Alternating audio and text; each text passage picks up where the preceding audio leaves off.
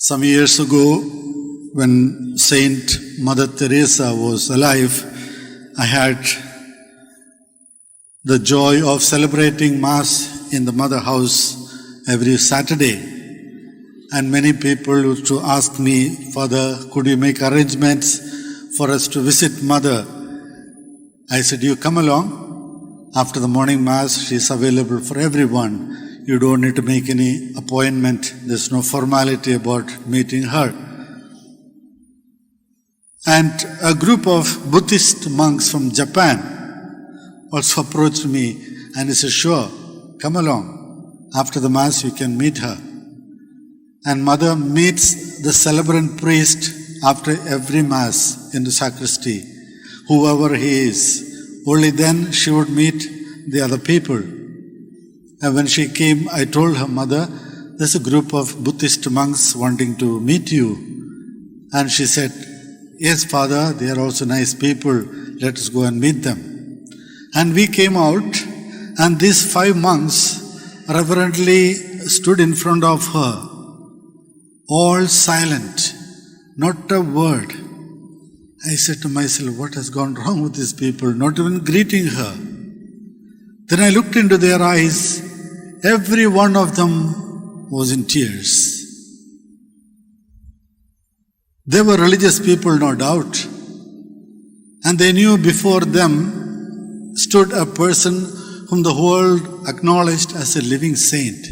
And something of a supernatural nature transpired between them, which left them dumbfounded, literally silent.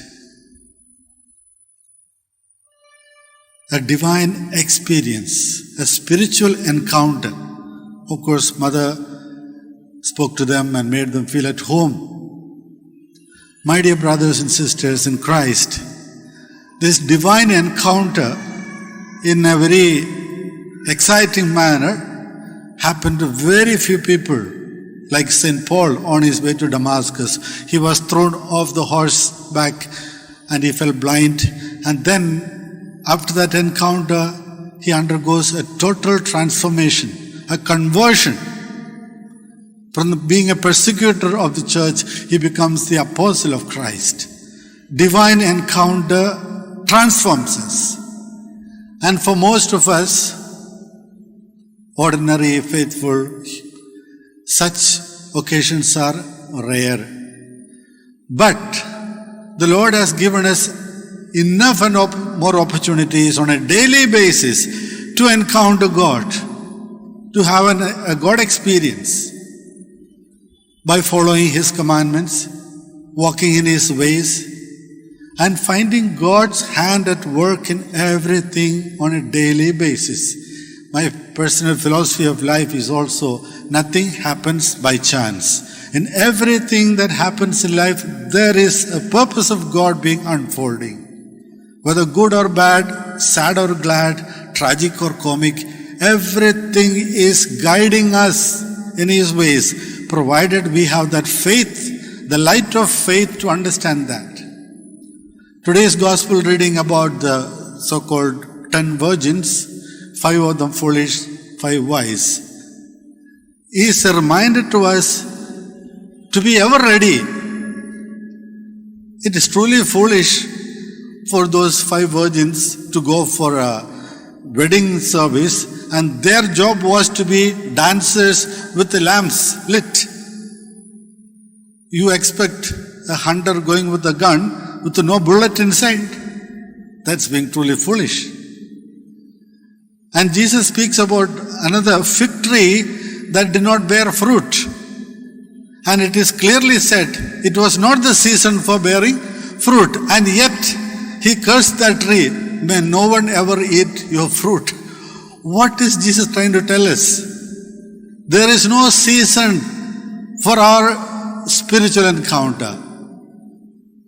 Every day, every moment is an occasion to see in faith the hand of God at work and encounter God Himself. And therefore, to be wise, to be discerning, and to be prepared every time, any time is good enough.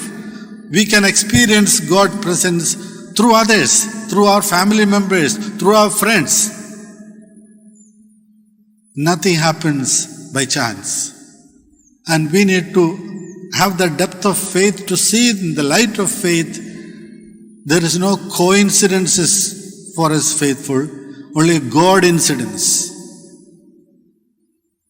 And the more we recognize that, acknowledge that, the deeper will our faith become and more graces God will give to us. He will send persons into our lives from out of the blue, exactly when we need such person, such an assistance, such a hearing ear, a listening ear. God will send it to us in abundance. We may escape an accident. Don't say it was by chance I escaped.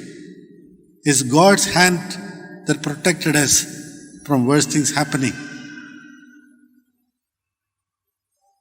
And that is the kind of readiness that the Lord is asking of us to have.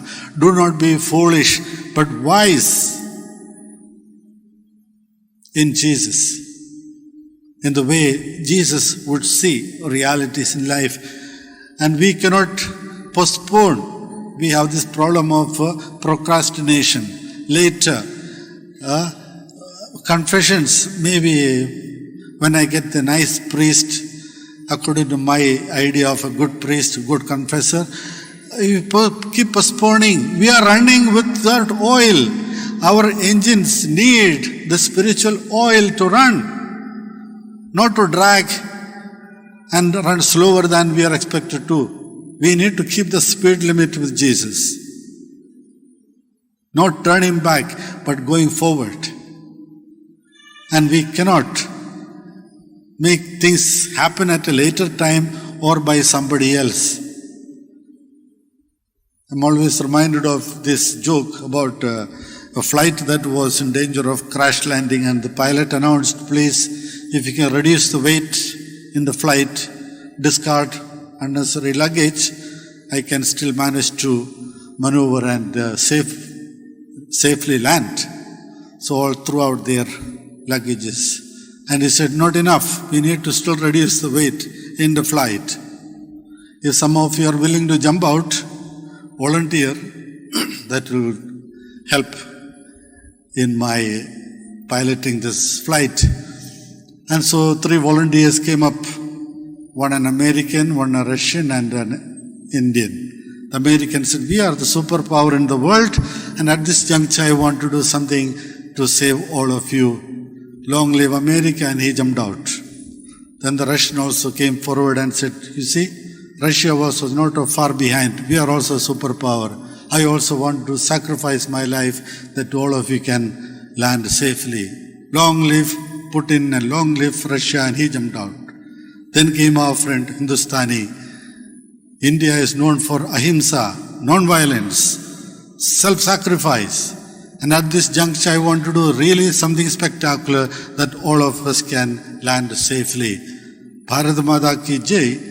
And he caught hold of the Pakistani sitting next to him and threw him out. We can expect others to do what we need to do. Unless we decide, we discern and do it promptly, nothing happens. We keep going the same route, maybe the wrong route, running on the wrong track.